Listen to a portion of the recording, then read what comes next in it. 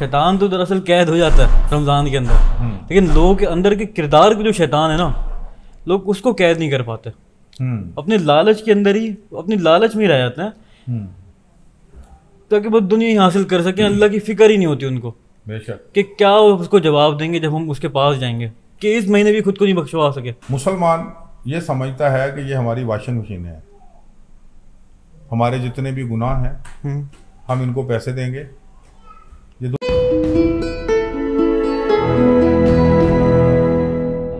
औज़ुबिल्लाहि मिनश्शैतानिर्रजीम, बिस्मिल्लाहिर्रहमानिर्रहीम।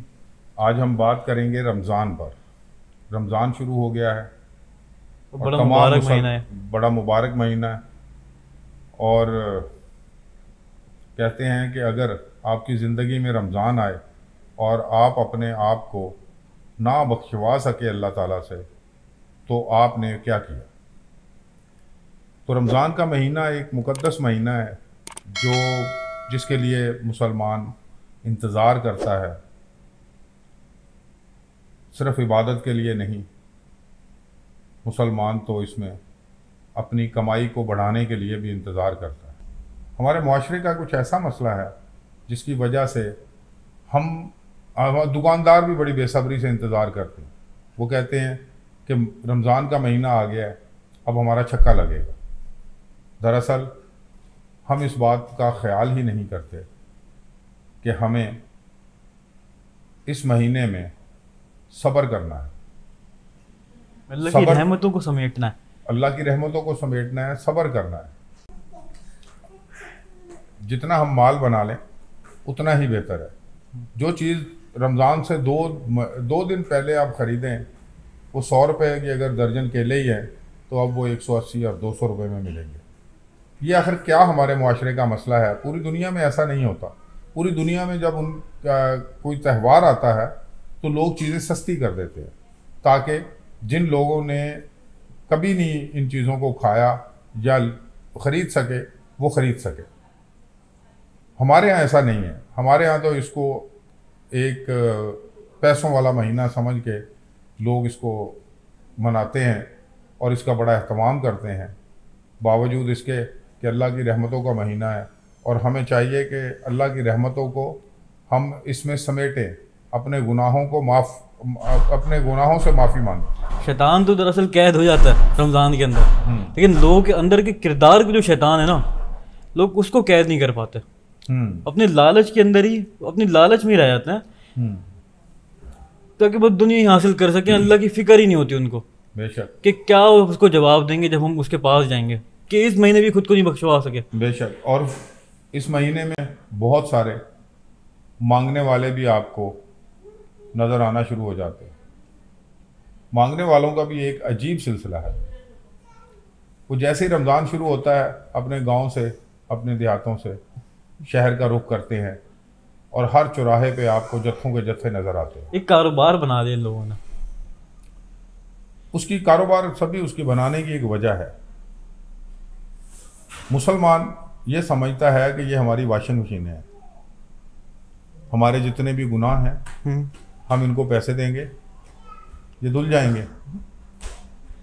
वो ये नहीं सोचते, ये असल में समझते हैं कि ये तो वॉशिंग मशीन है हमारे गुनाह धोने की। अल्लाह को पैसों की क्या जरूरत है। मुझे ये समझ नहीं आती इन बातों की कि दूसरों की चलो जरूरत आपने पूरी कर दी, आगे कितनों की जरूरत पूरी करोगे। अगर आपका दिल ही साफ नहीं है तो कितनों की जरूरत पूरी करके आप खुश रह लोगे। बिल्कुल ऐसे ही है। और दूसरी बात है, अल्लाह ताला ने ये जो दौलत का फ़र्क रखा है ये भी किसी न किसी मसलहत के तहत है। हर बंदे को अमीर नहीं बनाया, हर बंदे को गरीब भी नहीं बनाया। ये ड्यूटी लगाई हुई है ना अल्लाह ताला ने कि इसने ये देना है, इसके देने का काम लगाया हुआ है, किसी का लेने का काम लगाया हुआ है। बेशक बेशक।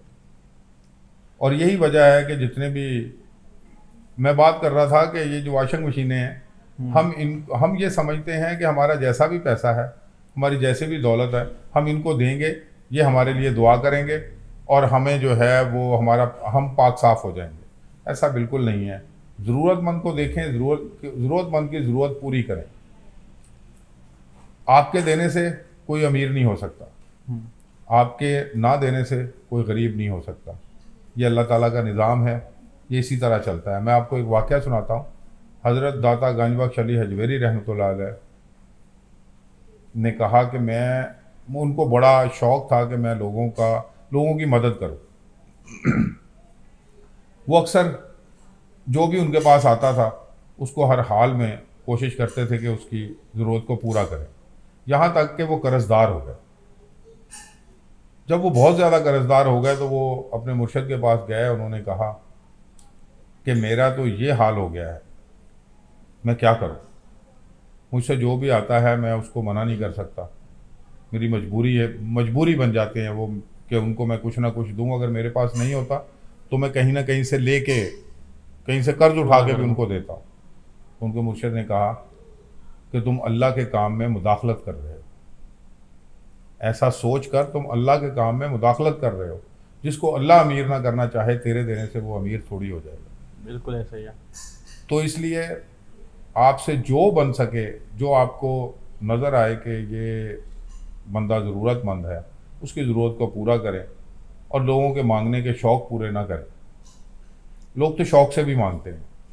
कोशिश करें, ढूंढें उस ज़रूरतमंद को जो वाकई तलबगार है। सबसे ज़्यादा जो ज़रूरतमंद हैं वो सफ़ेद पोश लोग होते हैं जो किसी के आगे हाथ नहीं फैलाते। हमें उनकी तरफ देखना चाहिए, उनको ढूंढना चाहिए, उनकी परेशानियों को देखना चाहिए। किसी के बच्चों की फ़ीस का मसला है और उसके अलावा ये कोविड-19 भी हमारे सर पर है, इसकी वजह से भी बहुत सारे लोग परेशान हैं। हमें चाहिए कि इन सब का किसी न किसी तरह जो साहिब इस्तिताअत है उसका अजाला करे। जितना कर सकता है उतना करे, लेकिन देख के करे, सोच के करे, समझ कर करे। लेकिन बिलीफ सिस्टम भी लोगों का आजकल इतना ज़्यादा ख़राब हो गया कि जो एक बंदा जो हराम के पैसे कमा रहा है वो रमज़ान में किसी को पैसे देकर वो अपने कैसे गुनाह बख्शवा लेगा। हाँ, तो वही तो वो ये मशीनें समझता है ना, इनको वॉशिंग मशीन समझता है। हाँ। कि मेरे गुनाह धोने के लिए ये मशीनें हैं ना, मैं इनको दूंगा, काम हो जाएगा। किसी के पैसे चोरी करके, हाँ, किसी के पैसे अपना टैक्स बचा के किसी के पैसे, किसी का कर्जा उतार रहे हो। हाँ, लेकिन सही तरीके से अगर अपने आप को इस्तेमाल करे इंसान, अपने जिनको अल्लाह ताला ने ये हक दिया है लोगों को बांटने का, जिनके पास अल्लाह ताला ने दौलत दी है, वो ख्याल करें दूसरों का, पड़ोसियों का, हमसायों का, अपने साथ काम करने वालों का। और सबसे ज़्यादा जो आपके पास मुलाजम होते हैं, उनका आपके ऊपर बहुत हक होता है। मैं एक बुज़ुर्गों की बात सुन रहा था, इरफान उल हक साहब की, तो वो कह रहे थे कि आपको नौकर रखने का हक ही नहीं है अगर आपकी तरक्की के साथ साथ उसके हालात बेहतर नहीं होते। तो हमें इस तरह की चीज़ें करनी चाहिए। नमाज़ें भी पढ़नी चाहिए। नमाज तो वैसे भी हमें नहीं छोड़नी चाहिए किसी हाल में। कोई रमज़ान में इसका ख़ास एहतमाम की बात नहीं है। ख़ास एहतमाम तो है आपकी शब-ए-दारी, जो रात को आप जाग कर तरावी पढ़ते हैं, अल्लाह के आगे गिड़गिड़ाते हैं, अल्लाह से गलतियों की माफ़ी मांगते हैं। तो ख्याल करना चाहिए हमें इस रमज़ान में उन लोगों का जो लोग अल्लाह की कुछ नेमतों से महरूम हैं।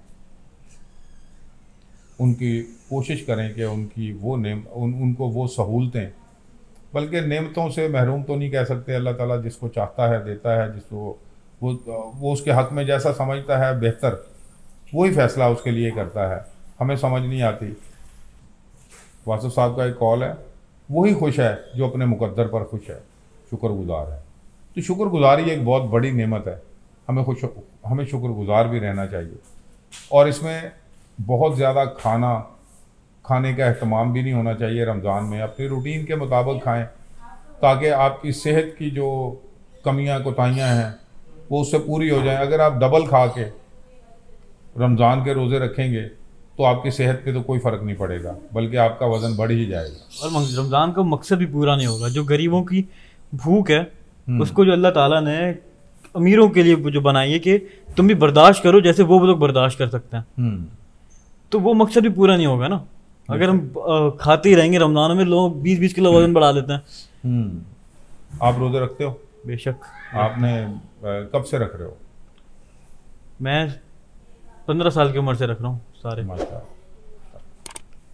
तो ये असल में काम है कि हमें, बहुत से लोग मैंने देखा रोज़ा ही नहीं रखते। लेकिन अफ्तारी का अहतमाम ऐसा कि अल्लाह की बना। तो हमें रमज़ान के रोज़े रखने हैं। अल्लाह ताला ने अगर आपको सेहत दी है तो ये समझ लें सेहत की ज़ुकात है। आपने ये साल में एक दफ़ा रोज़े रख कर अपनी सेहत को पूरे साल के लिए, समझ लें आपकी सेहत पूरे साल के लिए बेहतर हो जाती है। आपकी जो कमियां कोताहियां हैं जिस्म के अंदर वो पूरी हो जाती हैं। लेकिन आपको एहतमाम करना है रोज़े रखने का, ना कि खुराक का। और मैं सिर्फ रोज़े नहीं रख, फाके नहीं काटना है, रोज़े रखना है। रोज़े रखने हैं। ऐसे कि जो बंदा पूरा पूरा दिन टीवी देख रहा है, फिल्में देख रहा है, नमाज नहीं पढ़ रहा, ये भी तो गलत है ना। खाली भूखा रहना भी तो रोज़ा नहीं है। वो फाके ही काट रहे, फिर उससे फायदा थोड़ी है। फाके नहीं काटने, आपने रोज़ा रखना है। आपकी सेहत पे उससे असर नहीं पड़ेगा, सेहत पे भले असर पड़ जाए, बेहतर से हो जाए, उसके ईमान में इजाफा नहीं होगा। लेकिन बेशक बेशक ये हमें मौका मिलता है अल्लाह ताला की तरफ से, साल में एक दफ़ा तो हमें इसका एहतमाम करना चाहिए। इसमें इबादत का एहतमाम करना चाहिए, शब-ए-दारी का एहतमाम करना चाहिए। और कोशिश करें कि दूसरों का हक आप किसी सूरत भी ना खाएं। जब आप दूसरों का हक नहीं खाते तो हकदार तक हक खुद ही पहुंच जाता है। ये था आज की हमारा मकसद था रमज़ान पे बात करने का। ये था आज का ख्याल यार। वाखिर दावाना अनिल हम्दुलिल्लाहि रब्बिल आलमीन।